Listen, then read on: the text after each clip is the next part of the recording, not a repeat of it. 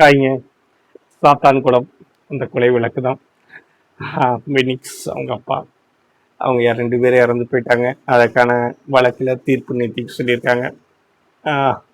சரியான தீர்ப்பு, அதை வரவேற்கிறோம், எல்லாமே ஓகே. ஒரு சில போலீஸாருக்கு ஆதரவாக முகநூல்களில் பதிவுகள் வரதையும் நான் பார்க்குறேன்.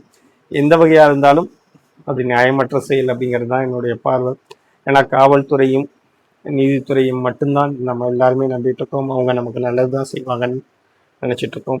அந்த சமயத்தில் யாரோ ஒரு சிலர் செய்கிறதுனால ஒட்டுமொத்த நம்பிக்கையும் உடஞ்சிடக்கூடாது அப்படிங்கிறத நீதித்துறை கவனம் எடுத்திருக்கு. அவங்க சரியான தீர்ப்புகளை சொல்லியிருக்காங்க அப்படின்னு நான் சொல்லுவேன். இவங்க செஞ்ச தவறுகளாலேயே ஒட்டுமொத்த காவல்துறையினும் நமக்கு கரை சொல்ல வேண்டிய அவசியம் கிடையாது. அவங்க இல்லைன்னா நம்மளால நிம்மதியாக நடமாடக்கூட முடியாது. அவங்க அவ்வளோ உயிரை கொடுத்து நமக்காக காவல் காத்துட்டு இருக்காங்க. அவங்களுக்கு எப்பவும் என்னுடைய மரியாதைகளும் வணக்கங்களும் என்கிட்ட இருந்துக்கிட்டே இருக்கும். சரி, அதெல்லாம் கிடையாது. இப்போ இவங்க 9 பேருக்கு மரண தண்டனை கொடுத்து பேனாவை உடைச்சிட்டாரு நீதிபதி அவர்கள். இதுக்கு மேலே என்ன ஆகும்? இதுக்கு மேலே உடனே அவங்க ஜெயிலுக்கு போயிடுவாங்க. இவ்வளோ நாள் ஜாமீனில் இருந்தாங்க. இனிமேல் அவங்க ஜெயிலுக்கு தான் போய் ஆகணும். இனிமேல் கடுமையான குற்றவாளிகளாக தான் அவங்கள கருதப்படுவாங்க. அவங்களுக்கு இது வரைக்கும் பிழைப்பு சஸ்பெண்டில் இருந்தாலும் பிழைப்பு ஊதியம்னு ஒரு அமௌண்ட் கவர்மெண்ட்லேருந்து போயிட்டு இருந்திருக்கும். அது உடனடியாக நிறுத்தப்படும். ஸோ இதனாலேயே அவங்க தூக்கு தண்டனை கிடைச்சிருமா அப்படின்னு கேட்டால் கிடையாது. ஏன்னா இவங்க இதுக்கு மேலே மேல்முறையீடு செய்யலாம், ஹைகோர்ட்டில் பண்ணலாம். ஹைகோர்ட்டில் பண்ணிவிட்டு அவங்களுக்கு அபராதம் கொடுத்துருக்காங்க, அந்த அபராதத்தை நிறுத்த சொல்லலாம், ஜாமீன் கேட்டு பண்ணலாம். ஒருவேளை அங்கேயும் பண்ண மாட்டோம் அப்படிங்கிற பட்சத்தில் சென்னை இதில் பண்ணலாம், உச்சநீதிமன்றத்தில் அவங்க பண்ணலாம். அங்கேயும் பண்ண முடியலை அப்படிங்கிற பட்சத்தில் கவர்னர்கிட்ட கருணை மனு கொடுக்கலாம். டெல்லி உச்சநீதிமன்றத்திலையும் சுப்ரீம் கோர்ட்லேயும் அவங்க பண்ணலாம். எல்லா இடத்துலையும் மிஸ் ஆகிடுச்சு அப்படிங்கிற பட்சத்தில் ஜனாதிபதிகிட்ட சீராய்வு மனு கொடுக்கலாம். அவர் பார்த்துட்டு ஏதாவது பண்ணார்னா உண்டு. இல்லை இந்த வழக்கு மிக கொடூரமான முறையில் தான் நடந்திருக்கு இந்த கொலைகள் அப்படிங்கிற பட்சத்தில் அவர் நிராகரித்தா கண்டிப்பாக தூக்கில் விழுகும்.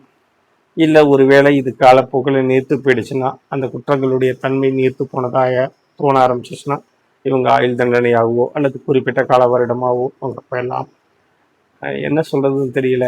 உங்களுக்கு தண்டனை கொடுத்தே தீரணும் அப்படின்னு நம்மளால அழைச்சி சொல்ல முடியாது. ஏன்னா ஒரு மரணத்துக்கு இன்னொரு மரணம் ஈடாகாது.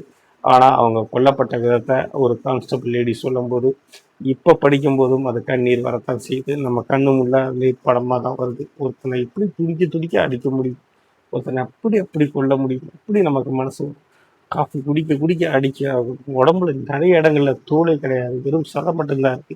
கொஞ்சம் கொஞ்சமாக சேர்த்து போயிருக்காங்க. அதுவும் அப்பாவும் மகனும் தான். இப்படி வேதனையாக இருக்கும். வயதான தந்தையை பார்த்து அவங்க பையன் எப்படி வேதனைப்பட்டிருப்பான். அவன் பார்த்து பார்த்து வளர்த்த வாலிபத்தில் இருக்கக்கூடிய ஒரு பையன் நம்ம கண்ணு முன்னாடி சேர்த்து போயிட்டு இருக்காங்கிறது அவன் தந்தைக்கு எவ்வளோ பெரிய வழியாக இருந்திருக்கும். அதுக்கு இந்த தண்டனை கூட பத்தாதுன்னு தான் எனக்கு தோணுது.